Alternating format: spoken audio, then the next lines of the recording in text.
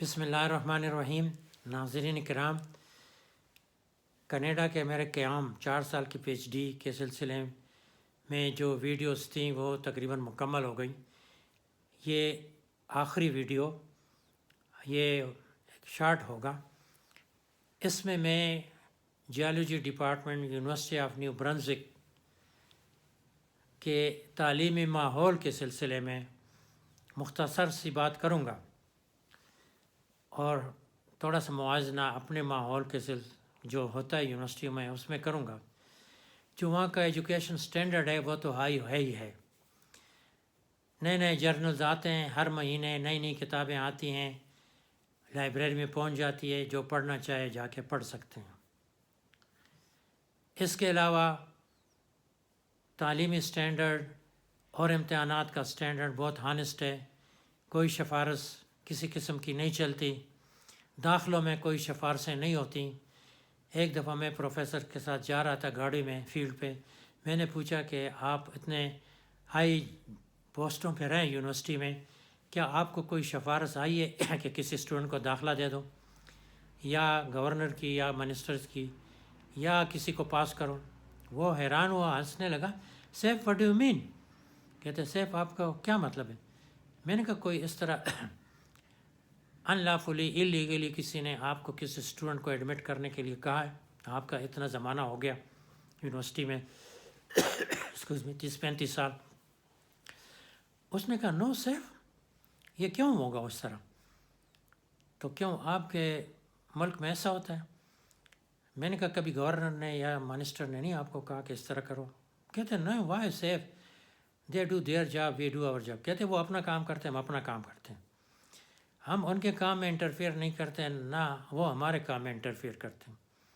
ان کی کیا مجال کہ آ کے ہمیں کوئی کہے کہ اسٹوڈنٹ کو اگر وہ میرٹ پہ نہیں آتا تو داخلہ دے دو، یا اگر وہ پاس نہیں ہوتا تو ہم ہمیں کہے کہ اس کو پاس کرو، اس کو زیادہ مارکس دے دو۔ یہ ان کا کام نہیں ہے، یہ ہمارا کام ہے۔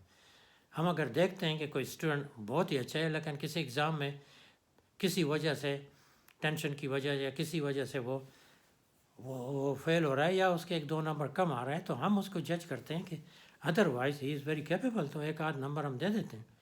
ایسا کوئی بات نہیں ہے، لیکن دیٹ از اور پریروگیٹو، یہ ہمارا حق ہے، یہ منسٹروں کا اور گورنروں کا حق نہیں ہے۔ اگر ایسے کریں گے تو پھر ان کے خلاف تو پوری یونیورسٹی اٹھ کھڑی ہو جائے گی۔ میں نے کہا ہمارے یہاں ایسا نہیں ہوتا، ہمارے یہاں تو بہت انٹرفیئر کرتے ہیں۔ وہ حیران ہوا، کہتے سیف جب آپ جائیں تو آپ کوشش کریں کہ اس سسٹم کو ٹھیک کریں۔ میں نے کوشش کروں گا، لیکن وہ مجھے سسٹم سے باہر نکال دیں گے، اور وہی ہوا کہ پھر مجھے پشاور یونیورسٹی سے ریزائن دینا پڑا۔ تو یہ ایسا ہوا کہ ڈپارٹمنٹ میں جرنل نئے آتے تھے، وہاں پہ ایک کافی روم تھا جس میں سارے پروفیسر اور گریجویٹ اسٹوڈنٹس انٹائٹل تھے کہ وہاں جا کے کافی پیے۔ مہینے کے آخر میں جو بھی بل آتا تھا ڈسٹریبیوٹ ہوتے تھے۔ میرے لیے خاص کر انہوں نے چائے کا بندوبست کیا، کیونکہ میں کافی نہیں پیتا تھا، باقی کوئی وہاں چائے نہیں پیتا، تو میرے لیے چائے کا بندوبست کیا تھا۔ وہاں ہر ایک بندے کے اپنا مگ تھا، خود ہی جا کے اپنا مگ اٹھا کے اپنے لیے کافی بناتا، میں اپنے لیے چائے بناتا، اور بیٹھ کے پھر بات کرتے، اور پھر اپنا مگ جا کے خود دھو کے اور پیپر سے، ڈرائنگ پیپر سے ڈرائی کر کے آ کے الٹا کر کے وہاں ٹرے میں رکھ دیتے۔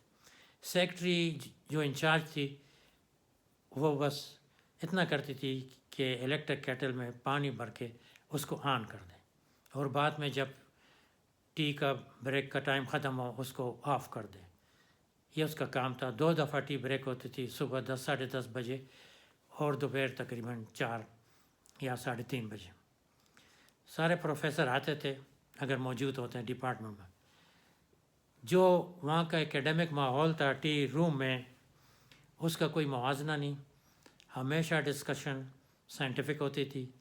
نیا جرنل جس فیلڈ میں بھی آتا تھا، مثلا اگر اسٹرکچرل جیالوجی کا نیا جرنل آ گیا تو اسٹرکچرل جیالوجی کا پروفیسر، جو کہ پیٹر نام تھا اس کا، انگریز تھا، انگلینڈ سے آیا ہوا تھا، وہ اٹھا کے اسٹرکچرل جیالوجی کا جرنل ٹی روم، کافی روم میں لے آتا تھا، اور کوئی نئی چیز ہوتی تھی بتا دیتا، یہ جرنل ہے آج آیا ہے کل آیا تھا، یا اس میں یہ فلاں کا آرٹیکل ہے، فلاں کا آرٹیکل ہے، یہ لکھا ہے، یہ لکھا ہے، شارٹس بتا دیتا، جو اہم چیز اپ ٹو ڈیٹ ہوتی تھی وہ بتا دیتے، کوشچن بھی ہوتے تھے۔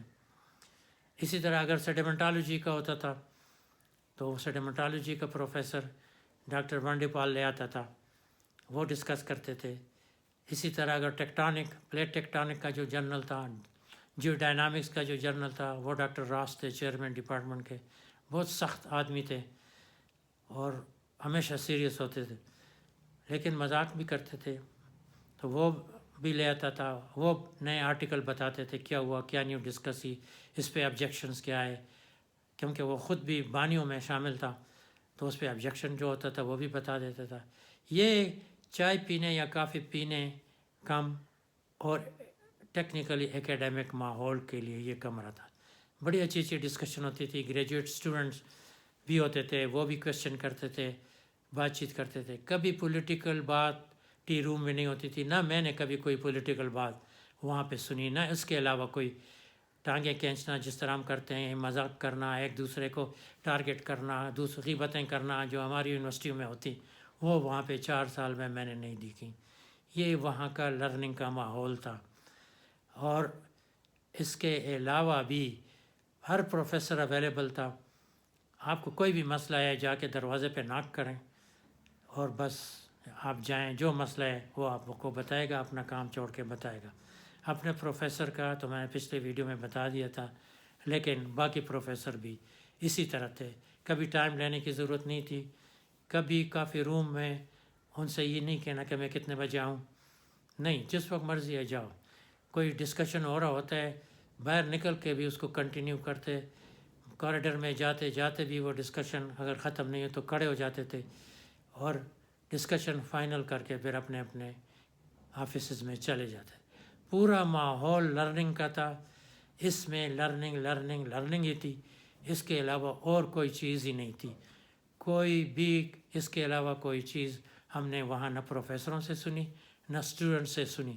اسٹوڈنٹ بعض اوقات کبھی کسی پارٹی میں کہیں مل جاتے تھے تو پروفیسروں کے متعلق کہہ دیتے کہ is very tough, is very hard, فلانا یہ وہ، کیونکہ شروع کورسز میں تو ٹف ہوتے ہی ہیں، اور مجھے بھی ٹف لگتے تھے کہ بہت ٹف کورسز مجھ سے کروا رہے ہیں، یہ جو ڈائنامکس کی کیا ضرورت ہے مجھے۔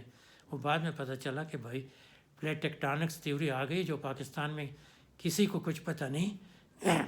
اور جب میں آیا پشاور یونیورسٹی میں پلیٹ ٹیکٹونکس کا میں نے انٹرویو میں ذکر کیا، جو مجھے پروموشن کے لیے بلایا گیا، اس انٹرویو میں میرے ایک پروفیسر نے کہا یہ کیا پلیٹ ٹیکٹونک لگایا ہوا ہے، یہ تم وہ ایسو اسٹیسی بھول گئے ہو، یہ چھوڑو پلیٹ ٹیکٹونکس، مجھے اس نے کہا۔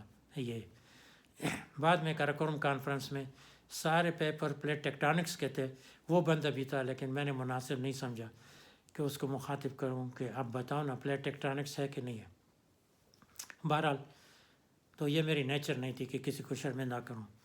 بہرحال یہ سارے وہاں کا ماحول تھا لرننگ کا، تو جتنا بھی ٹائم وہاں گزرا ہے وہ سارا لرننگ میں گزرا ہے، چاہے ریکارڈر میں ڈسکشن ہو، چاہے کافی روم میں، چاہے آفیسز میں ہو، چاہے فیلڈ میں ہو، چاہے لیبارٹریز میں ہو۔ لیبارٹری ٹیکنیشین بڑے کیپیبل تھے، بہت سی چیزیں لیبارٹری ٹیکنیشینز ہی سکھاتے تھے، پروفیسر خود تو لیبارٹری ٹیکنیکس نہیں سکھاتے تھے، وہ تو ٹیکنیشین ہی سکھاتے تھے، انہیں سے ہم سیکھتے تھے، پھر آگے خود ہی کرتے تھے۔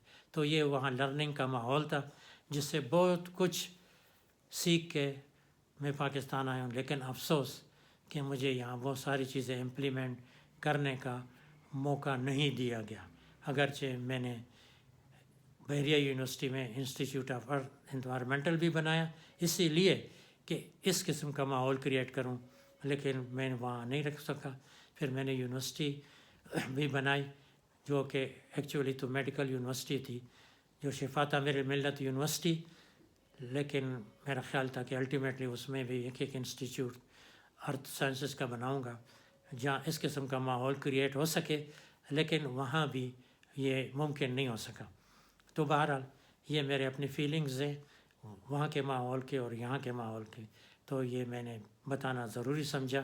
یہ کنکلوژن ہے میری سیریز کا، اور اس سیریز کی وجہ ساری یہ ہے، اس میں اگرچہ بڑی ایسی چیزیں ٹیکنیکلی میں نے شامل کی لیکن وہ ضروری تھیں، کوشش کی کہ وہ میں دلچسپ پہلو میں بیان کروں، لیکن اس قسم کے ٹیکنیکل سائنٹیفک سبجیکٹ میں دلچسپ پہلو نکالنا مشکل ہے، اور صرف ان لوگوں کے لیے یہ دلچسپ ہے جو کہ اس فیلڈ سے تعلق رکھتے ہیں۔